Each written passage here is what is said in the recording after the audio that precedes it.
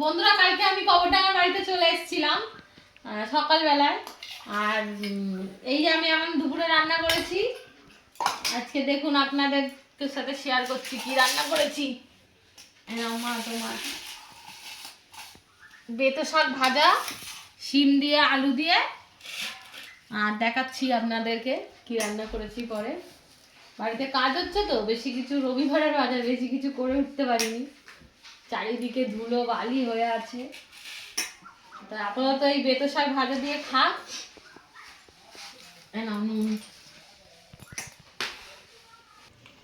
ওমা শাকটা নিয়ে নিলাম, ভালো হলো। হ্যাঁ কি নাও পুরোটা তুমি। এই তোমার বাবার বেতো শাক ভাজাটা খুব ভালো লেগেছে মনে হয়। ভালো লাগছে, খেয়ে দেখো। না না, আমিও খাচ্ছি, দারুণ লাগছে। এই শীতের সময় পাওয়া যায়, অন্য সময় পাওয়া যায় না। শাক পাওয়া যায় না।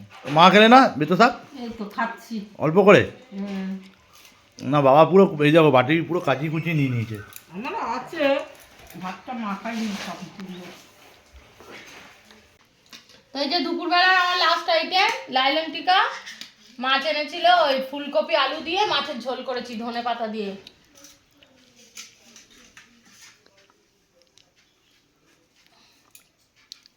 আমার আলু দিই।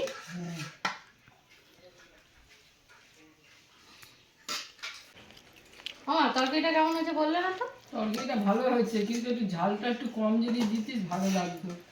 ভালো জানিস তো মা ঝাল কম খায়। ঝাল হয়ে গেছে। ঝাল হয়ে গেছে, বাবার ভালো লাগছে বাবা? বাবা ঝাল খায়, মা ঝাল বাবা ঝাল খায়। না না, একটু ঝাল তোমার মা ঠিকই বলেছে, ভালো হয়েছে কিন্তু ঝালটা একটু বেশি।